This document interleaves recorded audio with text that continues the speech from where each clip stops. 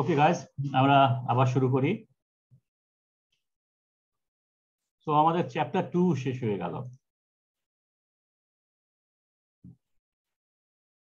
আমরা এখন চ্যাপ্টার 4 শুরু করব।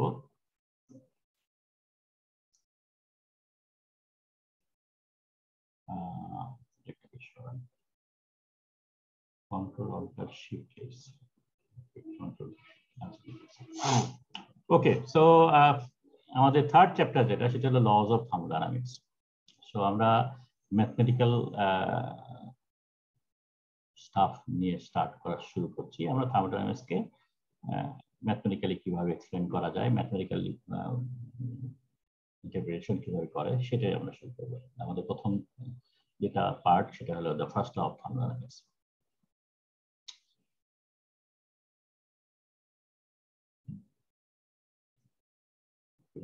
Okay, so at the end of the lecture, students should be able to explain the concept of energy. So আমরা energy কে introduce করব তোমাদের কাছে। Analyze the principles of conservation, principle of conservation of energy. Law of conservation of energy একটা law আছে, তোমরা হয়তো জানো, সেটা নিয়ে আমরা আলাপ করব। Classify and determine different form of energy. Energy কত রকম আছে সেটা আমরা এক্সপ্লেইন করার চেষ্টা করব। And then you'll be able to explain the first of thermodynamics and determine the mathematical relation for the first law for a closed system. Close system কাকে বলে সেটা আমরা বলেছি, যে ক্লোজ সিস্টেম হলো এমন একটা সিস্টেম যেখান থেকে শুধুমাত্র এনার্জি আদান প্রদান হতে পারে, মাস আদান প্রদান হতে পারে না। All solid substance are believed to be close system. And apply first law of thermodynamics to solve thermodynamic problem. Thermodynamic problem করে সলভ করে ফার্স্ট ল ইউজ করে, সেটার আমরা একটা এক্সাম্পল দেখব। এই হলো আমাদের লেকচার আউটকাম। ওকে, সো আমরা কোয়ান্টিটেটিভলি ডেভেলপ করা স্টার্ট করছি থার্মোডাইনামিক্সকে, এবং এই কোয়ান্টিটেটিভ ডেভেলপমেন্ট আমরা যেভাবে করব সেটা হলো আমরা নেচারকে অবজার্ভ করব।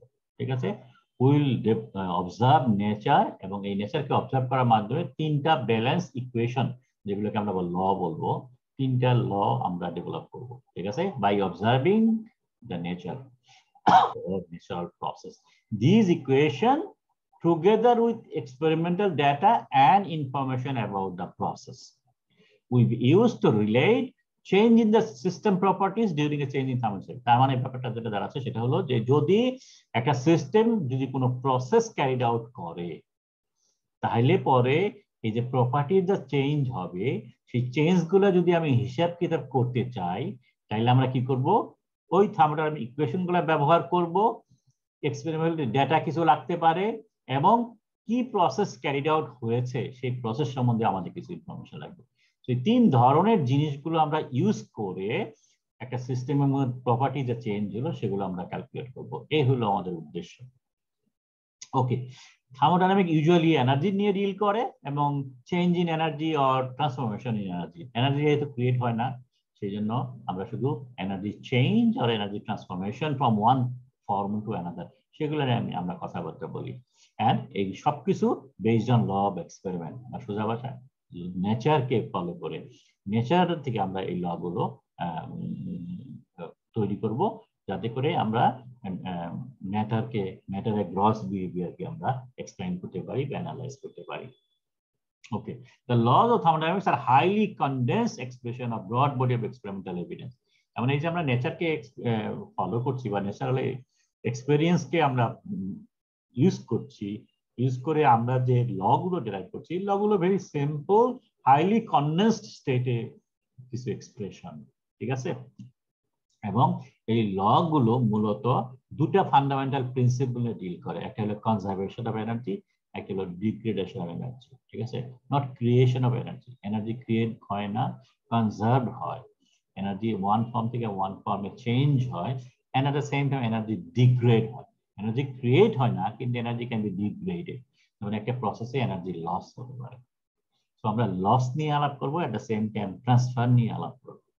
যে তিনটা ল আছে, এই তিনটা মূলত এই দুইটা প্রিন্সিপল নিয়ে ডিল করব।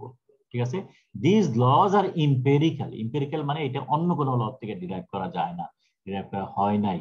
ঠিক আছে, the formulation completed by the end of 19th century, but still now no significant alteration has occurred. ঠিক আছে, এটা কোনো চেঞ্জ এখন পর্যন্ত হয়নি, and cannot be deduced from any fundamental philosophical principles. অন্য যে কোনো প্রিন্সিপলস থেকে এগুলো ইভেন ডিডিউস করা যায় না। ঠিক আছে, সো যার জন্য এগুলো কি বলছি আমরা, লজ আর এম্পিরিক্যাল। ওকে, যেহেতু এটা এনার্জি রেডি করে, সো আগে এনার্জি নিয়ে আমরা আলাপ করি। What is energy? The concept energy যেটা হচ্ছে, it is the most fundamental concept in thermodynamics, ঠিক আছে। অ্যান্ড বর্তমান জগতে it is a most important or most commonly used word, ঠিক আছে। বিকজ আমরা সবকিছু এনার্জি নিয়ে ডিল করি। ইভেন 100 বছর আগেও এনার্জির কোনো কথাবার্তা হতো না। 100 বছর আগে আমরা যখন ম্যাথমেটিক্যালি আমরা যখন হিসাব কিতাব করতাম, বা মডার্ন সায়েন্সে যত হিসাব কিতাব হতো সবগুলো ইন টার্মস অফ ফোর্স আমরা ক্যালকুলেশন গুলো করতাম, ঠিক আছে। এখন আমরা ফোর্সের রেসপেক্টে ক্যালকুলেট করি না, আমরা সবকিছু এনার্জি রেসপেক্টে ক্যালকুলেট করি, যার কারণে energy becomes a house hold object, ঠিক আছে, হাউস হোল্ড ওয়ার্ড। আমরা সবকিছু এনার্জি নিয়ে ডিল করি। So energy can be defined both mathematically, physically, and can be measured with precision.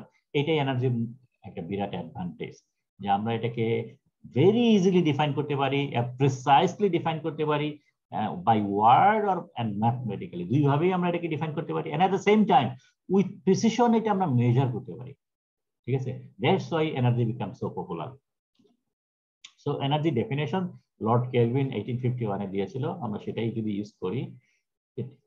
Energy of a material system expressed in mechanical unit of work. So worker ja unit, energy unit same সেটা বলতেছে। So energy টা কি? Is the sum of all effects which are produced outside the system when the system is made to pass in any manner to the state in which it happens to be from a certain arbitrary fixed state. তার মানে এটাকে যদি আমি explain করি, সেটা হলো যে একটা সিস্টেমের মধ্যে বাইরের থেকে কিছু ফোর্স অ্যাক্ট হইলো, ফোর্স অ্যাক্ট হওয়ার ফলে সিস্টেমটা একটা স্ট্যান্ডার্ড স্টেটে, একটা আরবিটারি ইনিশিয়াল স্ট্যান্ডার্ড স্টেট থেকে অন্য একটা স্টেটে গেল, ঠিক আছে। এবং এই স্টেটে যাওয়ার সময় ভিতরে যত ইফেক্ট হয়েছে, এই সবগুলা ইফেক্টকে যদি আমি ওয়ার্কের ইউনিটে এক্সপ্লেইন করতে পারি, সেটাই হবে এনার্জি, ঠিক আছে। Energy of a material system mechanical unit of ওয়ার্কে এক্সপ্রেস যদি করি, তাহলে পরে is the sum of all the effect which are produce outside the system. বাইরের থেকে সিস্টেমের মধ্যে কোনো ইফেক্ট কাজ করেছে, যার জন্য ভিতরে এটা হয়েছে, ইফেক্টটা হয়েছে, এবং কখন হয়েছে, কিভাবে হয়েছে, যখন সিস্টেমটা একটা আরবিটারি স্টেট থেকে একটা নতুন স্টেটে গেল। Made to pass in any manner সিস্টেমটা পাস হলো, কোথায় গেল? To the state in which it happens to be, এখন যে জায়গায় আছে অ্যাপারেন্টলি, ঠিক আছে। কোত্থেকে এসছে? From certain arbitrary fixed initial standard state, ঠিক আছে। সো একটা আরবিটারি ভাবে selected standard state, initial standard state, সেখান থেকে অন্য কোনো একটা স্ট্যান্ডার্ড স্টেটে এসে গেল, এবং যাওয়ার কেন গেল? Because of some external influence. এবং এই যাওয়ার ফলে ভিতরে যা চেঞ্জ যেটা হলো, সেই টোটাল চেঞ্জটাকে যদি আমি ক্যালকুলেট করি এবং এটা মেকানিক্যাল ইউনিট অফ ওয়ার্কে যদি এক্সপ্রেস করি, তাহলে যেটা পাওয়া যাবে সেটাই হলো energy. Okay, since the energy of a system is a function of arbitrarily chosen initial state, আমি একটু আগে বললাম ইনিশিয়াল স্টেট যেটা ছিল সেটা আরবিটারিলি সিলেক্টেড, ঠিক আছে। যেহেতু আরবিটারিলি সিলেক্টেড, সুতরাং চেঞ্জ যেটা হবে সেটা হলো আরবিটারি সিলেক্টেড ভ্যালু রেসপেক্ট হবে।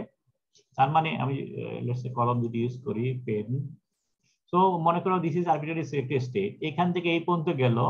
সো আমরা হিসাব যদি করি, এই দুইটার মধ্যে হিসাব করি, তাহলে এক ধরনের হবে এই আরবিটারি স্টেট ইনিশিয়াল স্টেটটা যদি এটা না ধরে আমি এই জায়গায় ধরতাম, এখান থেকে সিলেক্ট করলে এতটুকু হতো। তার মানে কোনো অ্যাবসলিউট এনার্জি বলে কিছু নাই, আমরা যেটা বের করি সবসময় ডিফারেন্স ইন এনার্জি। আমরা সবসময় ডেল্টা, এখানে কলমটা করে দেবো, আমরা সবসময় ডেল্টা ই ক্যালকুলেট করি, আমরা কখনো ই ক্যালকুলেট করি না। তার মানে স্টেট এ তে যেটা আছে ই এ যদি বলি, ই এ আমরা কখনো ক্যালকুলেট করি না, আমরা স্টেট এর থেকে বি তে গেল ডেল্টা এ কত সেটা ক্যালকুলেট করি, ঠিক আছে। Is energy state function. Okay, তো স্টেট ফাংশন যদি করতে প্রমাণ করতেই হয়, তাহলে পরে এটার জন্য আমাদের দুইটা উপায় আছে, মনে আছে? এটা একটা সাইক্লিক ইন্টিগ্রেট করলে চেঞ্জ সমান সমান 0 হইতে হবে, অথবা পাথ ইন্টিগ্রাল যদি করি তাহলে পাথ ইন্ডিপেন্ডেন্ট হইতে হবে, তাই তো। ভ্যালু টোটাল চেঞ্জ যেটা হবে সেটা পাথ ইন্ডিপেন্ডেন্ট হবে। এই দুইভাবে এটাকে আমরা এক্সপ্রেস করতে পারি, আমরা দুইভাবে এটা মেজার করার চেষ্টা করি। Okay, so energy change for a cyclic process can be determine experimentally, and বিভিন্নভাবে এটা ক্যালকুলেট করা হয়েছে using different kind of system, different kind of process এটা করা হয়েছে। ঠিক আছে, এক্সপেরিমেন্টালি চেঞ্জ করা হয়েছে, যে কোনো একটা সিস্টেম ধরে আরবিট্রারি দুটো স্টেট ধরে ক্যালকুলেট করা হয়েছে, এবং প্রতিবারই প্রতি সিস্টেমের জন্য প্রতি চেঞ্জের জন্য এই total change is equal to 0 এসেছে। তার মানে আমরা দেখেছি যে সাইক্লিক চেঞ্জের জন্য energy change is equal to 0। So একটা প্রমাণ হলো যে energy can be state function. আরেকটা আছে, সেটা হলো পাথ ইন্টিগ্রাল। আমরা পাথ ইন্ডিপেন্ডেন্ট যদি হয় টোটাল চেঞ্জ, তাহলে পরেও এটাকে আমরা স্টেট ফাংশন বলতে পারি। তো এটা আমরা প্রমাণ করি, আমরা এটা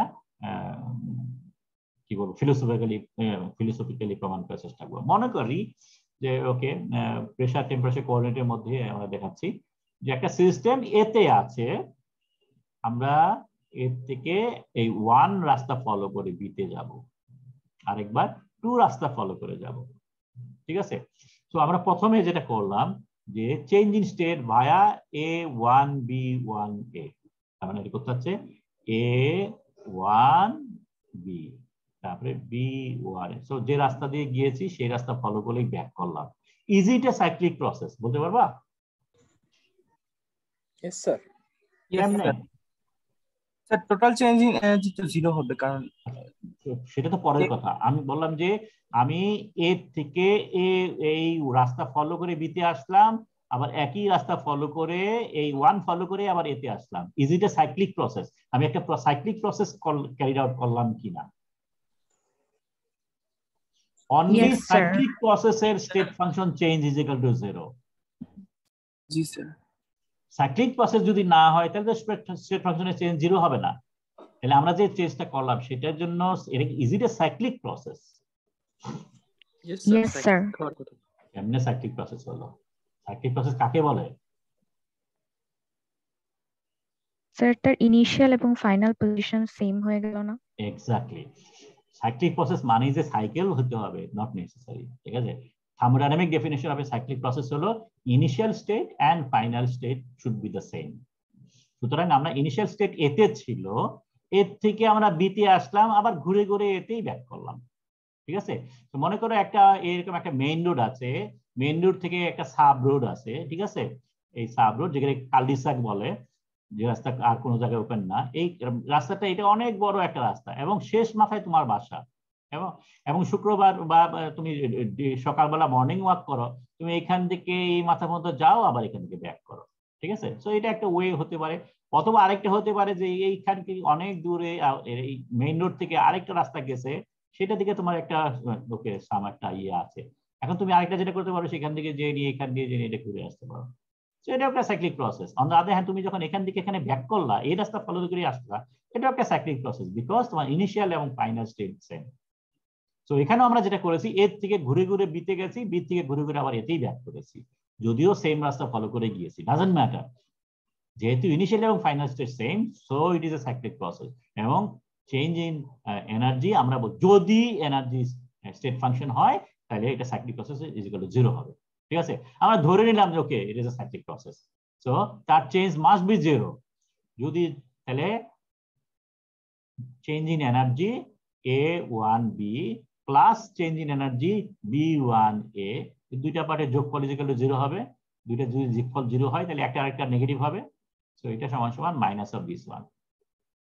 তো এখন আমরা সেকেন্ড একটা প্রসেস করলাম, সেটা রিয়েল সাইক্লিক প্রসেস যদি মিন করো, যে আমরা এইখান থেকে 1 ফলো করে বিতে আসলাম এবং 2 ফলো করে এতে ব্যাক করলাম। ঠিক আছে, তাহলে পরে কি হবে, A1B plus B2A would be equal to 0। ঠিক আছে, 0 হবে। এখন A1B is equal two minus B1A, এটা যদি এখানে বসিয়ে দেই, তাহলে আলটিমেটলি আমরা পাবো E B1A is equal two E B2A, তার মানে B1A। তার মানে এখান থেকে এইভাবে যদি এখানে যাই, অথবা এখান থেকে যদি এটা ফলো করে এখানে যাই, ডাজন্ট ম্যাটার, দুটাই সমান। ঠিক আছে, তার মানে initial state B, final state A যদি হয়, এই দুইটা রাস্তা ফলো করে গেলে পরেও সেম চেঞ্জ পাওয়া যাচ্ছে। যেহেতু সেম চেঞ্জ পাওয়া যাচ্ছে, তার মানেই হলো যে এটা পাথ ইন্ডিপেন্ডেন্ট।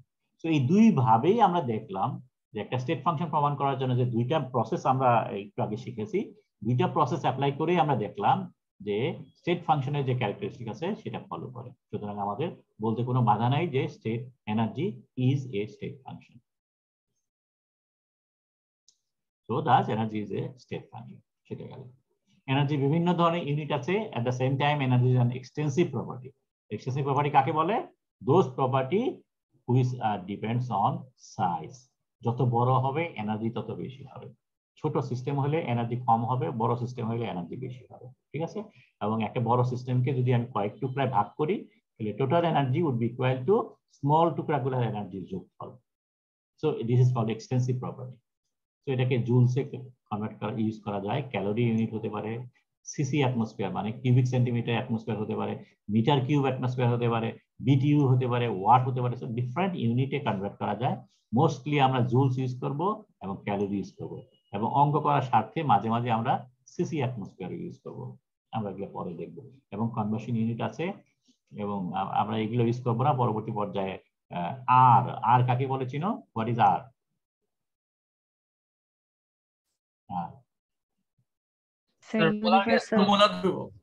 গ্যাস ল, ওই যে আইডিয়াল গ্যাস লর মধ্যে আর আছে না? P equal to nRT। ঠিক আছে? Ideal gas constant. ঠিক আছে? এই আর ইউজ করে আমরা এই ইউনিট কনভার্ট করব ভেরি ইজি, এবং সেটা পরে দেখব। Okay, so principal energy to consider. Thermodynamics এর মধ্যে সাধারণত তিন ধরনের এনার্জি নিয়ে আমরা ডিল করি। একটা হলো kinetic energy, half MV square জানো, পটেনশিয়াল এনার্জি এবং ইন্টারনাল এনার্জি। এই কাইনেটিক এনার্জি এবং পটেনশিয়াল এনার্জি এই দুইটা some sort of external energy হিসেবে আমরা ট্রিট করতে পারি, বিকজ কাইনেটিক এনার্জি সমান সমান mass and external velocity associated with macroscopic motion, translation or rotation of the system as a whole. System as a whole যখন move করে তখন তার যে এনার্জি সেটা হলো কাইনেটিক এনার্জি। বা সিস্টেম অ্যাজ এ হোল একটা পজিশন যদি অ্যাটেন্ড করে, এই পজিশন যদি অ্যাটেন্ড করে, macroscopic position as a whole of the system as a whole in the earth gravitational field, তখন এটা হয় potential energy. So this are two external energy. আর ইন্টারনাল এনার্জি বা ইন্ট্রিগ্রাল এনার্জি, যেটা ইউ দিয়ে represent করে, এটা হলো ম্যাটেরিয়ালের ভিতরে, সিস্টেমের ভিতরের যে এনার্জি। ঠিক আছে? Summation of all other energy of the system that is associated with the internal condition of the body.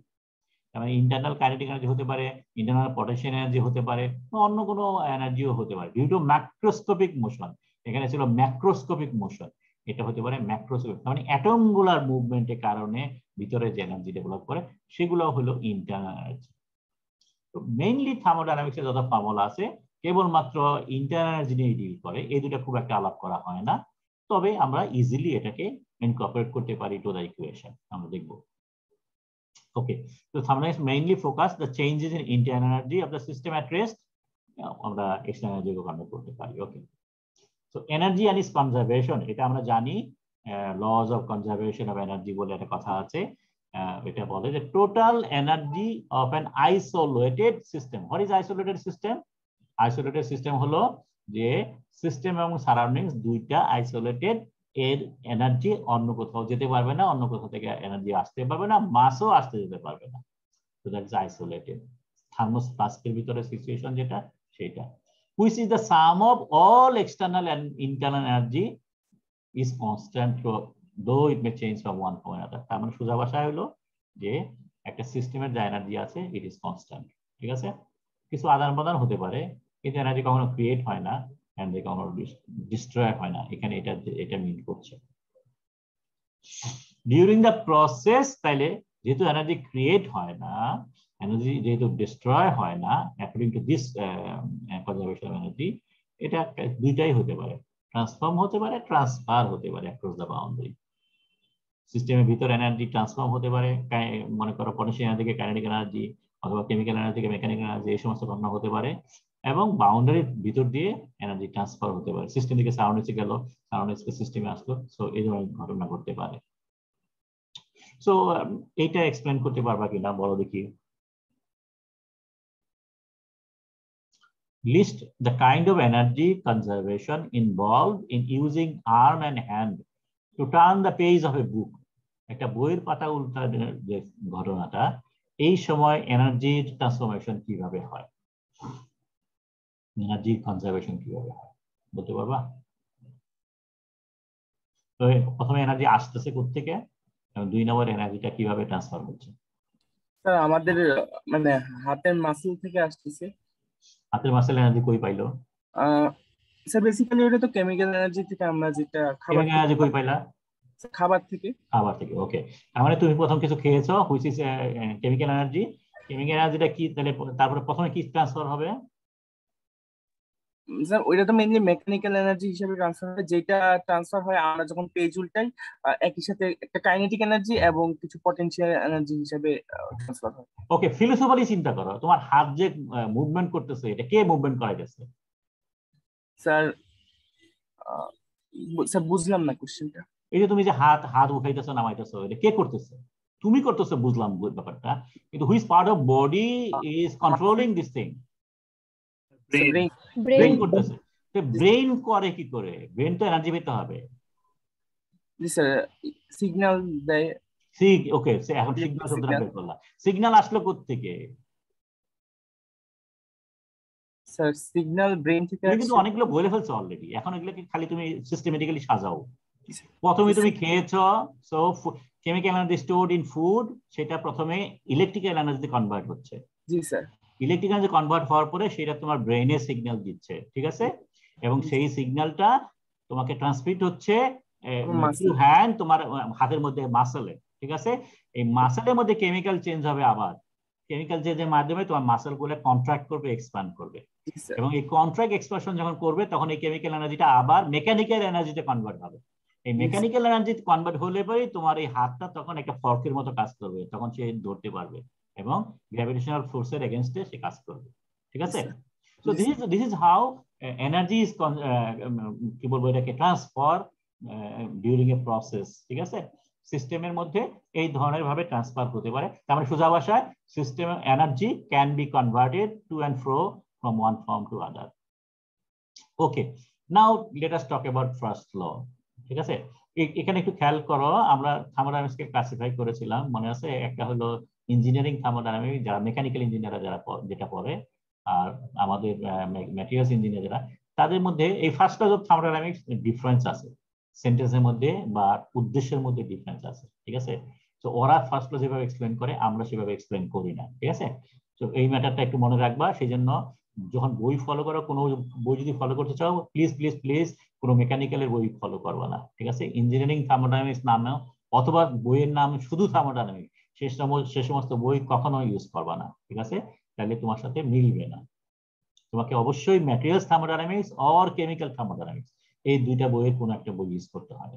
ওকে, তাইলে পরে according to our applications, first law যেটা বলে, there exists a property of the universe called its energy, which cannot change no matter what processes occur. আমরা বলছি যে thermodynamic ল গুলো নেচারকে observe করে এসছে। এখানে কোন নেচারকে অবজার্ভ করেছে? নেচারের যে কনজারভেশন অফ এনার্জি যেটা আছে সেটাকে অবজার্ভ করে ফার্স্ট লটা ডিফাইন করলো। ফার্স্ট ল বললো যে দুনিয়াতে ইউনিভার্সে, ইউনিভার্স আবার সবকিছু ইউনিভার্স না, ইংলিশ ইউনিভার্স না, ইট is A thermodynamic terminology. So universe মানে হলো সিস্টেম প্লাস সারাউন্ডিংস, এই দুটো যোগফল। সুতরাং সিস্টেম এবং সারাউন্ডিংস এর যে ইউনিভার্স, সেই ইউনিভার্সের মধ্যে একটা প্রপার্টি আছে, সেই প্রপার্টিকে বলে এনার্জি। এবং এই এনার্জিটা তুমি যা করো না কেন, যে প্রসেসই তুমি ক্যারিড আউট করো না কেন সিস্টেমের, এটা কখনো চেঞ্জ হবে না, ঠিক আছে? It is fixed. ওকে, নাও কিছু লজিক অ্যাপ্লাই করি এখন আমরা, কারণ আমরা বলছিলাম যে রুটেড উইথ লজিক, প্রচুর লজিক আছে এখানে। লজিকটা কিন্তু আমরা একটা মুখস্থ বিদ্যা না, ঠিক আছে? So please do not try to memorise thermodynamics, আমরা বোঝার চেষ্টা করি, ঠিক আছে? তো এখানে কি বলতেছে যে সিস্টেমের মধ্যে বা সিস্টেম প্লাস সারাউন্ডিংস এর মধ্যে টোটাল এনার্জি ক্যানট চেঞ্জ, এটা বলা হচ্ছে। তার মানে যদি 10 জুল এনার্জি থাকে, সিস্টেম এনার্জি দুইটা মিলিয়ে তুমি যে প্রসেসই করো না কেন 10 জুল সবসময় থাকবে, এটা কোনো চেঞ্জ হবে না, কম বেশি হবে না, ঠিক আছে? তাইলে পরে during a process energy of the system can change, ঠিক আছে? আমি যদি মনে করো যে এখানে একটা কেমিক্যাল প্রসেস ক্যারিড আউট হলো এবং এটা যদি এক্সোথার্মাল প্রসেস হয়, তাহলে আমরা জানি এক্সোথার্মাল প্রসেসে হিট জেনারেট করে, তাই তো? সো সিস্টেমের ভিতরে হিট বেড়ে যাবে, সো এনার্জি বেড়ে গেল, and this change is accounted for in terms of internal energy. ওকে, তার মানে হলো কি, সিস্টেমের ভিতরে যদি কোনো কিছু চেঞ্জ হয়, যদি কোনো এনার্জি চেঞ্জ হয়, সেই এনার্জিটা অ্যাকাউন্টেবল হয় হলো ইন্টারনাল এনার্জির মাধ্যমে। আমরা সবসময় ক্যালকুলেট করি internal energy of the system. তাইলে এনার্জির যদি কোনো চেঞ্জ হয় ডিউরিং এ প্রসেস, সেই চেঞ্জটা আমরা হিসাব করব by changing the change in internal energy, delta U. Internal energy হলো, ওকে কই গেল, আমরা ইন্টারনাল এনার্জিকে ইউ দিয়ে রিপ্রেজেন্ট করি, আমরা ডিউরিং এ প্রসেস ক্যালকুলেট করব ডেল্টা ইউ, ঠিক আছে। সো সিস্টেমের যা কিছু চেঞ্জ হচ্ছে এনার্জি রিলেটেড সিস্টেমের ভিতরে ডিউরিং এ প্রসেস, সেটা আমরা ডেল্টা ইউ রেসপেক্টে হিসাব করব। এটা হলো 1 নম্বর। 2 নম্বর বলতেছে যেহেতু সিস্টেমের ভিতরে কোনো এনার্জির তৈরি হয় না, তাহলে এই চেঞ্জটা কোত্থেকে আসবে? ডেফিনেটলি সিস্টেম থেকে কিছু এনার্জি চলে গেছে অথবা সিস্টেমের ভিতরে কিছু এনার্জি এসেছে, তাই তো? এছাড়া তো কোনো ওয়ে নেই। Only transfer is accountable for the change, কারণ ক্রিয়েট এখানে হচ্ছে না। তাহলে একটা প্রসেসে সিস্টেমের এনার্জি যদি বেড়ে যাবে কমে যায়, এর মানে হলো সিস্টেম থেকে কিছু এনার্জি চলে গেছে অথবা আসছে, কারণ এখানে কোনো ক্রিয়েশন হয় না, কোনো ডিস্ট্রয় হয় না। সুতরাং the change in internal energy of a system for a process must be equal to the sum of all energy transfer across the boundary.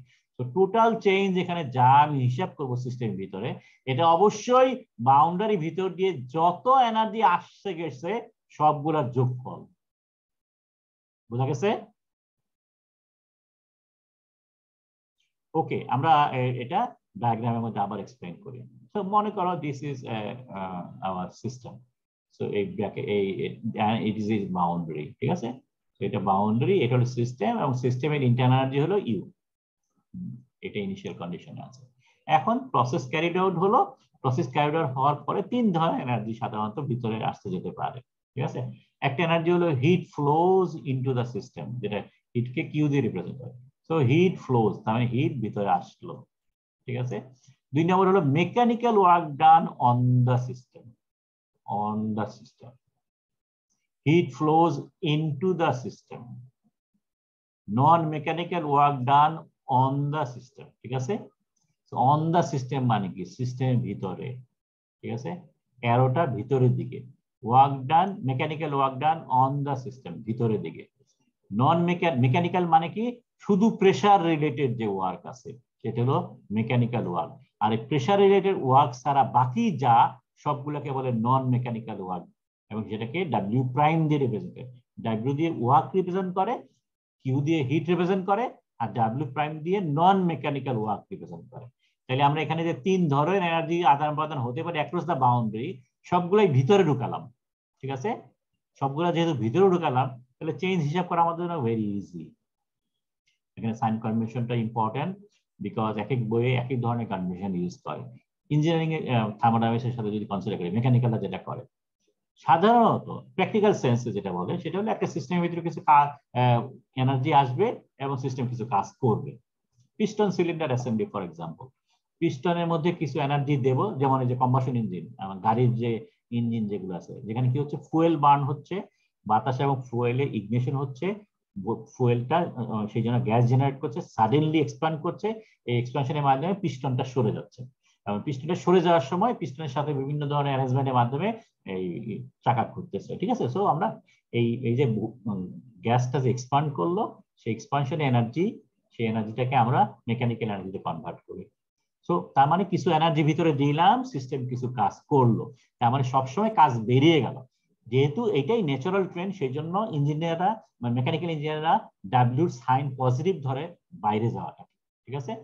So hit ভিতরে আসতেছে পজিটিভ, কাজ বাইরে যাচ্ছে পজিটিভ, এটা হলো ইঞ্জিনিয়াররা, মেকানিক্যাল ইঞ্জিনিয়াররা কনসিডার করে। আমরা এখানে একদম সোজা ভাষায় যেটা বলতেছি, যা ভিতরে আসবে পজিটিভ, যা বাইরে চলে যাবে negative. Simple. Heat flows into the system, positive. Surroundings does work on the system. Surroundings on the system এ কাজ করছে, সুতরাং কাজ ভিতরে ঢুকতেছে, so that is positive.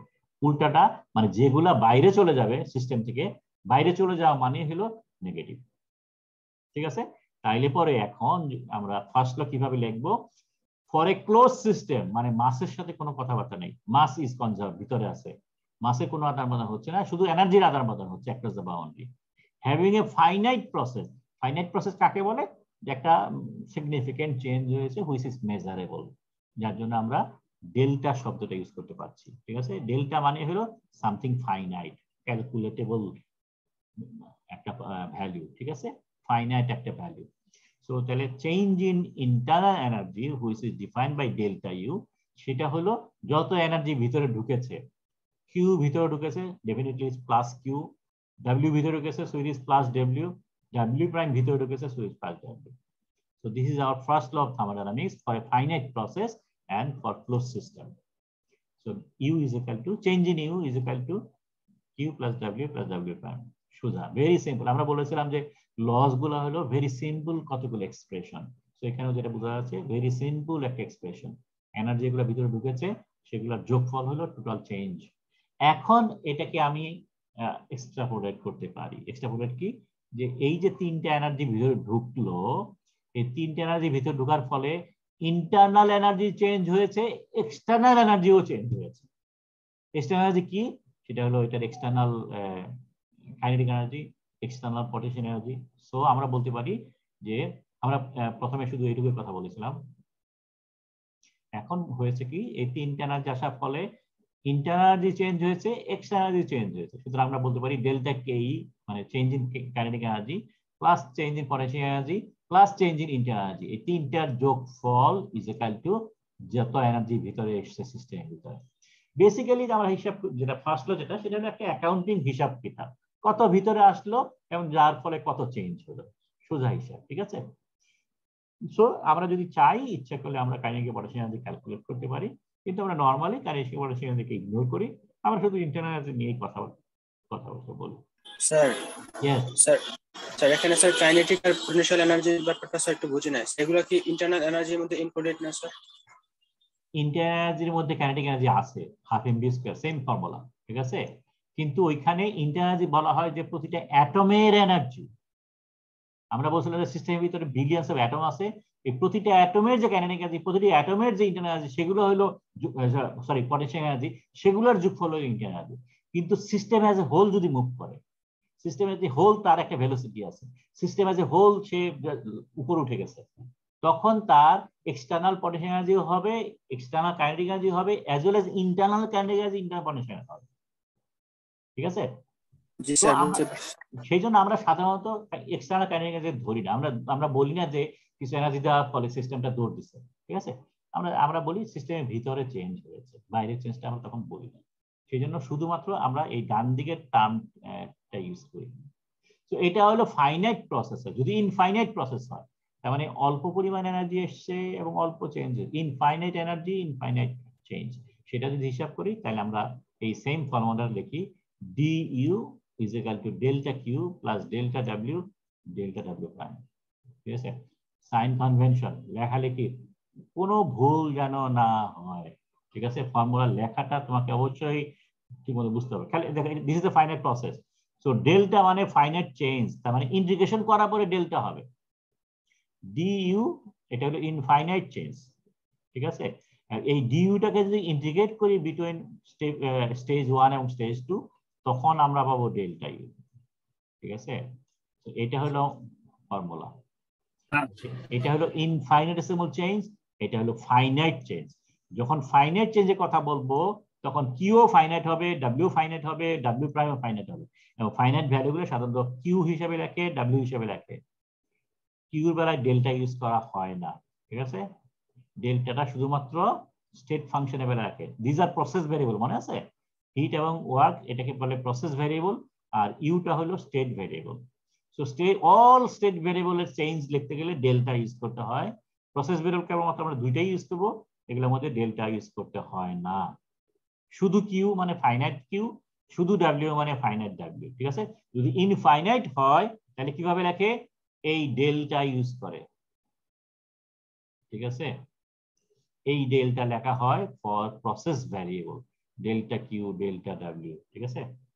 Sir একটা কথা স্যার, এখানে স্যার এই যে পটেনশিয়াল আর কাইনেটিক এনার্জি হিসাব করা হয় না কেন স্যার? সেকেন্ড লাইনে এই পটেনশিয়াল কাইনেটিক এনার্জি হিসাব করা কেন হয় না স্যার? ওই যে প্রথমটাতে হিসাব করা হয়েছে, বাট পরেরটা এই আমরা হিসাব করতে পারি, আমরা বললাম তো আমরা হিসাব করতে পারি, যেহেতু এটা একটা কি বলবো এটাকে থার্মোডাইনামিক ভেরিয়েবল, যেহেতু আমরা কেবলমাত্র ইন্টারনাল এনার্জি নিয়ে ডিল করি সবসময়।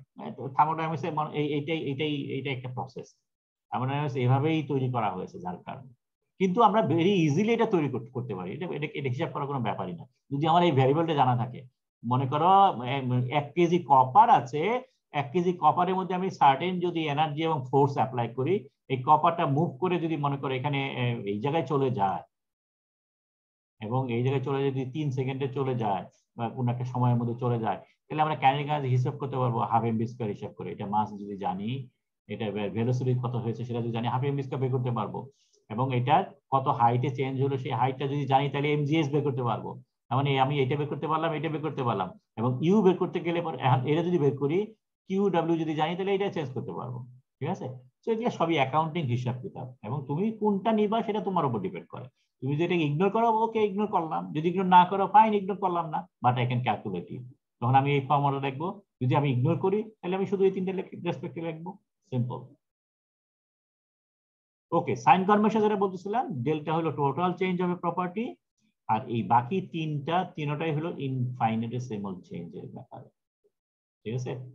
এখন এই তিনটা কোনটা কখন ইউজ করে সেটা আমরা একটু দেখতেছি। তো এটা হলো ইনফাইনিটেসিমাল চেঞ্জ যখন আমরা কনসিডার করব, তখন ফার্স্ট ল অফ থার্মোডাইনামিক্স এইভাবে লেখে। তাহলে ডি ইউ হলো partial differentiation, sorry differentiation form, তাই তো? ডিটা আমরা ডিফারেন্সিয়াল ফর্মে লিখি, এবং এটাকে ইন্ডিকেট করলে আমরা ফাইনাইট প্রপার্টি পাই।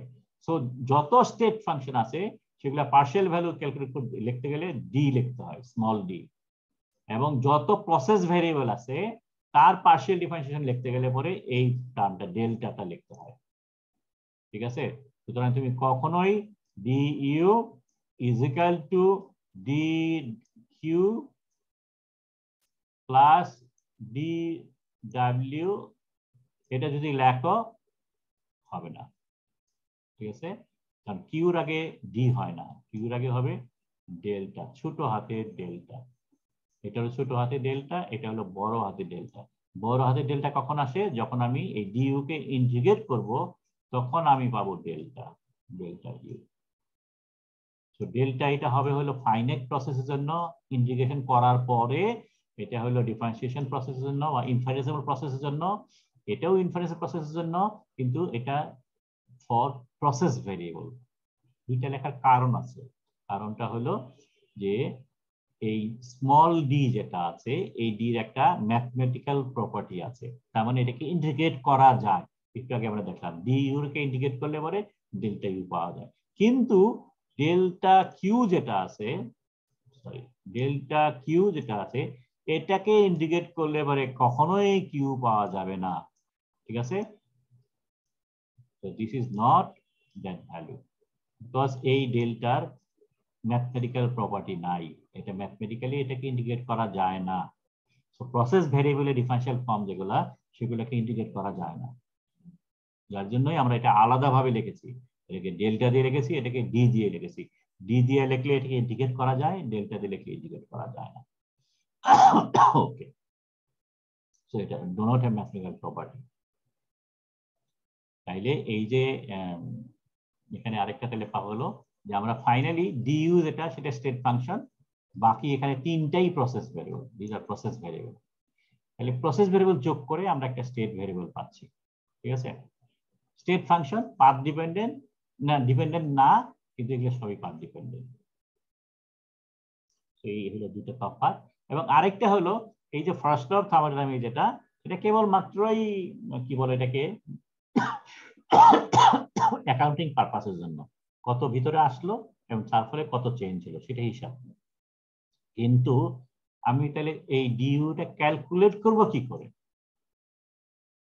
কারণ এটাকে তো ইন্ডিকেট করতে পারতেছি না, এটাকে ইন্ডিকেট করতে পারতেছি না, এটা ইন্ডিকেট করতে পারছি না, কারণ এটা ডেল্টা থাকার কারণে এই ফাংশনটা ইন্ডিকেটেবল না। এটা হলো first law disadvantage. First law report করে যে কতটুকু আসলো, কতটুকু চেঞ্জ হলো সেটা হিসাব কিতাব, ঠিক আছে, কিন্তু এই ফাইনাল যেটা ডিইউ যেটা আমরা বের করতে চাচ্ছি সেটা বের করা আলটিমেটলি যাবে না, ক্যালকুলেট করা যাবে না, কারণ এই তিনটা ভ্যালুকে ক্যালকুলেট করা যায় না। তখন একটাই উপায় আছে, এই যে তিনটা স্টেট বা প্রসেস ভেরিয়েবল যেগুলো আছে সেগুলোকে আগে স্টেট ফাংশনে চেঞ্জ করে নিতে হবে। স্টেট ফাংশনে চেঞ্জ করলে পরে তখন আমি এগুলোকে ইন্টিগ্রেট করতে পারবো। এনি স্টেট ফাংশনের ডিফারেন্সিয়াল ফর্ম ইজ ইন্টিগ্রেটেবল। তার মানে যে কোনো স্টেট ফাংশনকে আমি ডিফারেন্সিয়াল ফর্মে লিখলে ডি দিয়ে লিখবো, এবং ডি লেখা মানে এটাকে ইন্টিগ্রেট করা যাবে। ঠিক আছে? সো এই হলো ফার্স্ট ল। আমরা জাস্ট সিম্পল একটা অঙ্ক করি, দেখি পারি কিনা। I am sure, almost 100% confident এই অঙ্কটা তোমরা কেউ পারবে না। ঠিক আছে, দেখো দেখি পারো কিনা। আমাদের হাতে ওকে 30 মিনিট যথেষ্ট সময় আছে। ভেরি সিম্পল একটা অঙ্ক, দেখো পারো কিনা। প্রথমে আমি পড়তে থাকি, তোমরা বোঝার চেষ্টা করো। ওকে, এ ক্লোজ সিস্টেম, তার ফার্স্ট আমরা ক্লোজ সিস্টেম দিয়ে করেছি, সুতরাং ক্লোজ সিস্টেমই আছে। Fine, initially at rest on the surface of the earth. ঠিক আছে, সারফেস অফ দ্য আর্থে আছে, লেটস সে এখানে আছে। undergoes a process for which there is a net energy transfer to the system by work of magnitude 200 BTU. তো এটা কি দাঁড়ালো, এটা কি?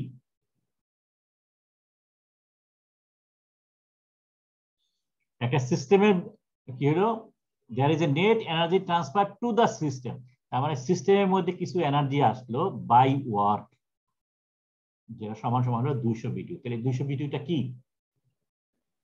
আমাদের W প্লাস W প্রাইম, মানে এখানে যে মেকানিক্যাল নন মেকানিক্যাল বলেন এই টোটাল ওয়ার্ক ডানটা কি বলতে পারি। ইনফ্যাক্ট ওকে, ওটা মনে হয় দেখানো উচিত ছিল। এনিওয়ে দিস ইজ W, একটাই W-টাই বলি। ঠিক আছে, সো এখন এই W যেটা আছে, তাহলে আমরা বলতেছি W is equal to 200 BTU whether it is plus or minus.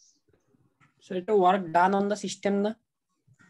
তুমি দেখো ওখানে কি লেখা আছে, transfer to the system, to the system. সিস্টেমে আসলো, তাহলে কি হবে? প্লাস। ডেফিনেটলি সিস্টেমে আসলে পরে আমরা বলছি প্লাস। ফাইন, এটা হলো।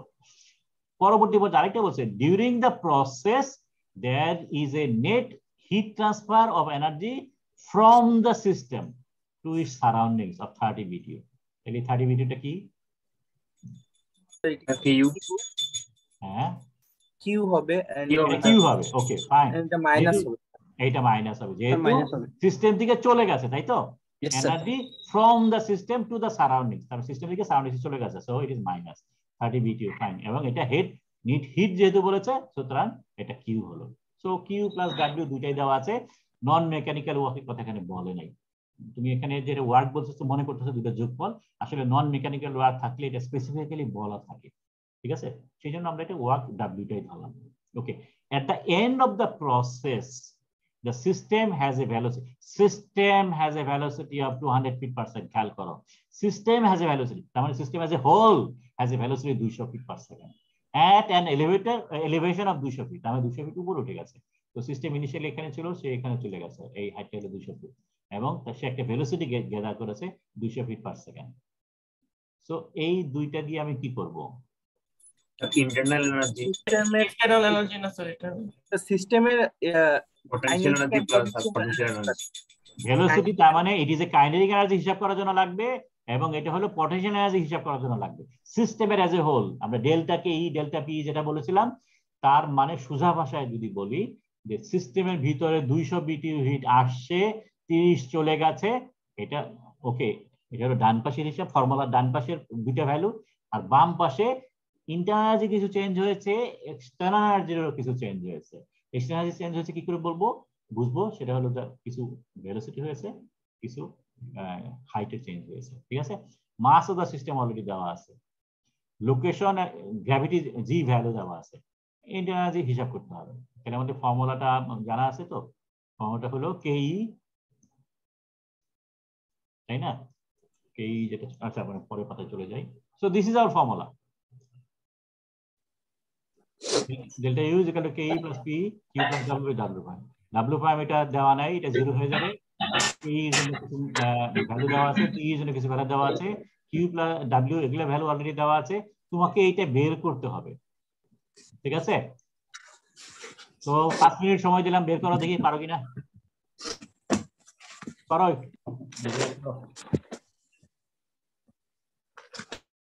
বই টই না দেখে করার চেষ্টা করো, আগে বুঝে চেষ্টা করো। ঠিক আছে, কোশ্চেনটা একটু দেখাবেন। ওকে, কোশ্চেনটা হলো দেখো,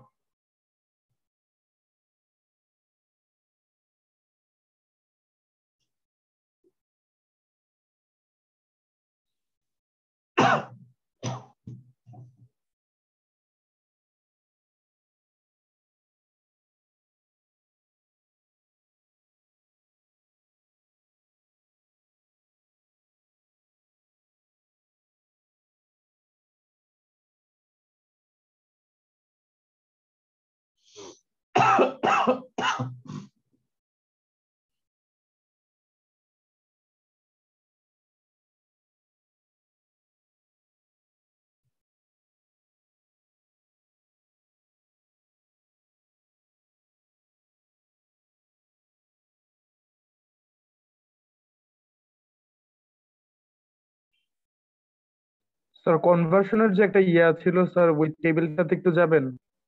কনভার্সনের টেবিল, জি স্যার।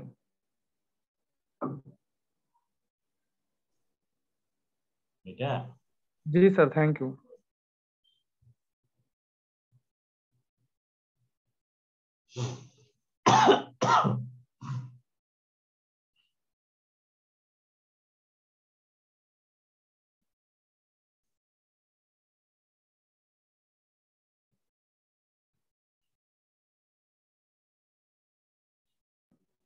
স্যার এবার হচ্ছে স্যার ওই প্রবলেমটাতে চলে যান, এটা দেখছি। ওকে।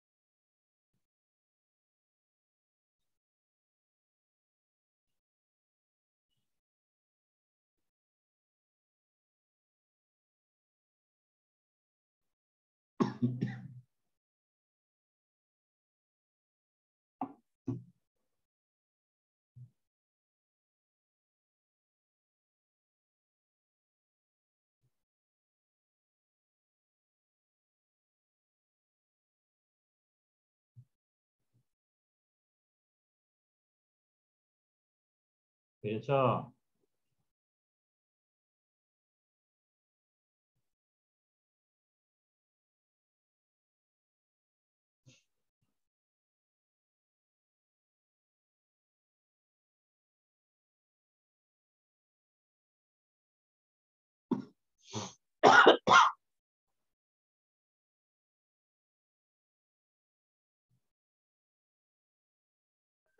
স্যার 116.98 এত বিটিইউ। 16.98। অন্যদের কি একই জিনিস হয়েছে? 116। আর কেউ করতে পেরেছ কি?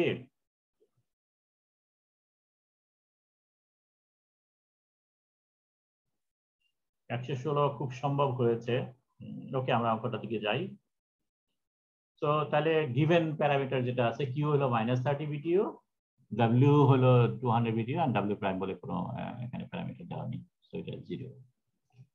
সো এখানে প্রবলেম আমরা বলছি, আমি যেটা যে কারণে বলছিলাম যে অঙ্কটা পারবো না, সেটা হলো যে এই ইউনিট কনভার্সনটা এখানে ভেরি ইম্পর্টেন্ট। ঠিক আছে, তো হাফ এমবি স্কোয়ার যখন তুমি ভ্যালুগুলো বসাবা, ভ্যালুগুলো বসায় নিয়ে এটা তুমি যদি বলো যে this is equal two BTU, যেহেতু সবগুলো বিটিইউ আছে সেটাও বিটিইউ হবে, কখনোই তা হবে না। ঠিক আছে, কারণ তুমি যদি ইউনিট সহ যদি অঙ্কগুলো করো, তাহলে তুমি দেখতে পাবা যে হাফ এমবি স্কোয়ার এটা হলো পাউন্ড লেখা আছে, আর 200 ফুট পার সেকেন্ড স্কোয়ার, এটা কাটাকাটি যদি আমি করি, ইউনিটও যদি যোগ বিয়োগ করি, তাহলে আলটিমেটলি এটা হয় হলো foot pound per second square, sorry pound fit square পার সেকেন্ড স্কোয়ার। উদ্ভূত একটা ইউনিট এখানে আছে, it is not a BTU. So এটা তোমাকে কনভার্ট করতে হবে ইন বিটিইউ।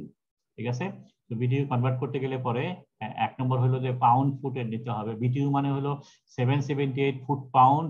ঠিক আছে, এবং এই পাউন্ড অফ ফোর্স, এই পাউন্ড ফোর্সটা তোমার আনতে গেলে পরে এই তোমাকে ওই W is equal to MG যে ফর্মুলা যেটা আছে সেটা নিতে হবে। সুতরাং এখানে W is equal to MG এটা আনতে হবে। তো এখানে 32.2 foot pound per second square হলে 1 পাউন্ড ফোর্স, এবং তারপরে 778 pound force, foot pound force 1 BTU. সে তখন এইটা কাটাকাটি যাবে। ঠিক আছে, তো আলটিমেটলি এভাবে করলে পরে তোমার এই ভ্যালুটা আসে 39.9 এবং তারপরে পিটাও একইভাবে ক্যালকুলেট করতে হবে, এটা আসবে 12.8 এবং সবকিছু কাটাকাটি করলে পরে আলটিমেটলি আসবে 117.3। ঠিক আছে, সো ডেল্টা ইউ সমান সমান আসবে কিউ প্লাস ডাব্লিউ এ পাশে আছে, আর যদি এদিকে মাইনাস চলে আসবে -30 200 -39.9 এখানে আসতেছে, আর এটা হলো -12.8। সো এগুলো করলে পরে স্যার আমি যেটা করছি স্যার লেফট হ্যান্ড সাইড আর রাইট হ্যান্ড সাইডে স্যার প্রথমে ইউনিট গুলা কাজের স্যার ফুট আর পাউন্ডে রাখছি, তারপরে স্যার ওই যে 778 দিয়ে ভাগ করে এটা আসছে 117 মতো। কতটা আসছে? জি স্যার, স্যার আমার মানে প্রথমে ফুট পাউন্ডে রাখছি আর কি, তারপরে স্যার ওইটা দিয়ে ভাগ করছি। আচ্ছা, 778 ঠিক এটা আছে, 117। ঠিক আছে। আমি সেই জন্য এখানে একটা পার্টিকুলার একটা সাজেশন আমি দেব, কারণ এটা হলো একটা ভেরি সিম্পল একটা অঙ্ক, ঠিক আছে, কিন্তু এই এক্সপিরিয়েন্স থেকে আমি বলছি যে এই সিম্পল অঙ্কটাও তোমরা অনেকে করতে পারো নাই। আমার এতদিনে আমি এক্সপিরিয়েন্স থেকে বলতেছি, ক্লাসে এই অঙ্কটা যখন করাই অনেকে এটা পারো না, অলমোস্ট 100% পারো না। কেন পারো না? বিকজ ইউনিটের দিকে তোমাদের নজর থাকে না। এই জন্য আমি স্ট্রংলি রেকমেন্ড করবো তোমরা যখন করবা, ঠিক আছে, এই যে ভ্যালুটা যে লেখছো এখানে 50 যে এখানে যেটা লেখলাম 50, সাথে সাথে ইউনিট লেখো, ঠিক আছে। সব সময় অঙ্ক প্র্যাকটিস করবা, অঙ্ক পড়বা, নাম্বার ভ্যালু সাথে ইউনিট দুইটা একসাথে লাগবা, তাইলে পরে তোমার চোখের সামনে এট এ গ্ল্যান্স বোঝা যাবে তোমার অঙ্কটা ঠিক মতো হচ্ছে কিনা। কারণ আলটিমেটলি তোমরা তো নিজেরাই জানো যে অ্যাপেলের সাথে কখনো অরেঞ্জ যোগ বিয়োগ করা যায় না, তাই না? সুতরাং ইউনিট মাস্ট বি সেম। এই সেম তোমার করো কিনা সেটা তোমার বোঝার জন্য একটাই উপায় হলো যে অঙ্ক করার সময় ইউনিট সহ লেখে অঙ্ক করা, ঠিক আছে। তোমরা এখনো মাত্র সেকেন্ড ইয়ারে উঠলা, এখনো 3 বছর সময় বাকি আছে। তো এই প্র্যাকটিসটা আমি রিকোয়েস্ট করবো তোমরা এটা করো, তাইলে পরে অঙ্ক কখনো ভুল হবে না, ঠিক আছে। কারণ অঙ্কের মধ্যে আমি এই ইউনিট গুলা খুবই ধরি। তুমি অঙ্ক করলা, তারপরে আলটিমেটলি যদি তুমি এইটা না লেখো, মানে এই কনভার্সনটা যদি না করো, তাহলে তোমার এখানে রেজাল্ট কি দাঁড়াচ্ছে? 1 মিলিয়ন এখানে হয়ে যাচ্ছে। তোমার এখানে 30 বিটিউ, এখানে তুমি লিখবা 1 মিলিয়ন বিটিউ, এখানে লিখবা 322,000 বিটিউ। তো আলটিমেটলি তোমার রেজাল্ট এটা আমার কত বড় আসবে? হিউজ একটা নাম্বার চলে আসবে, ঠিক আছে। তো it will not be right. সেই জন্য অলওয়েজ প্র্যাকটিস করবা ইউনিট সহ লেখে অঙ্ক করার জন্য। বেশি সময় লাগে না, তোমার 50 লেখা যত সময় লাগে 50 পাউন্ড লেখার অলমোস্ট সেম সময় লাগবে, মাইক্রো সেকেন্ডের কম বেশি, ঠিক আছে। কিন্তু তোমার অঙ্ক অলওয়েজ 100% রাইট হবে। সো এই প্র্যাকটিসটা তোমরা করবা। ওকে, তাহলে আমাদের আজকে আমরা যেটা করলাম, স্টপ শেয়ার যদি করি, তো আমরা লজ অফ থার্মোডাইনামিক্স আমরা শুরু করলাম এই চ্যাপ্টারে।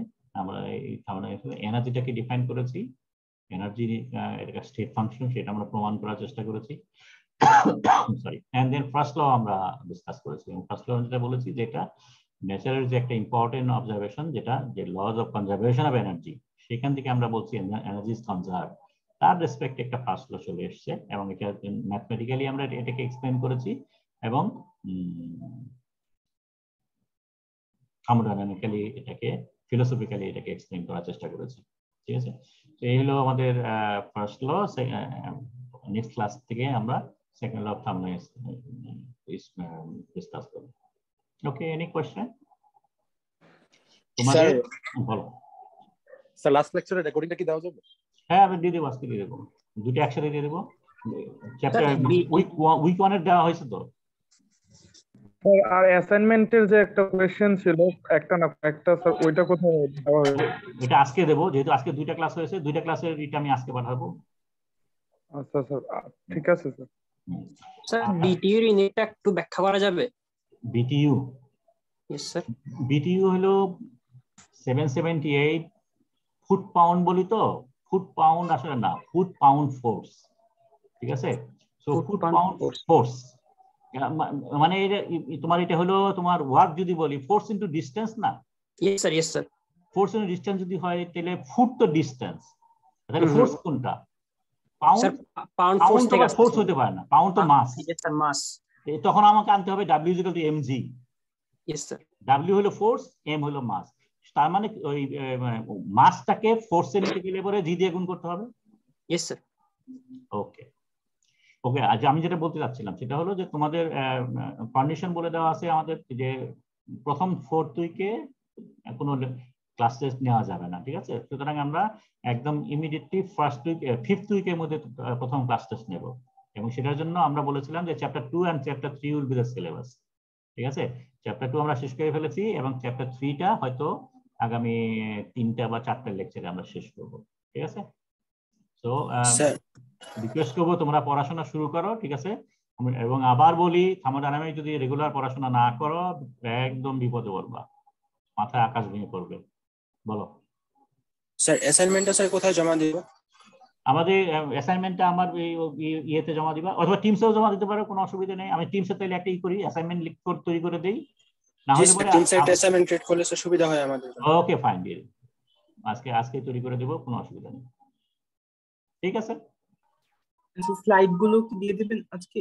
হ্যাঁ আজকেই দিয়ে দিব, সব দিয়ে দিব। আমি তো এটা বন্ধ করলে পরেই সব রেকর্ডিং হয়ে যাবে, তখন রেকর্ডিং সহ আমি স্লাইডটা দিয়ে দিব। তো আজকে 3টা ক্লাস, মানে এই সপ্তাহে যে 3টা ক্লাস হয়ে গেল, 3টা ক্লাসে আমি দিয়ে দিব, ঠিক আছে? তাহলে আজকে শেষ করি। থ্যাংক ইউ, আসসালামু আলাইকুম। ওকে, ওয়ালাইকুম আসসালাম।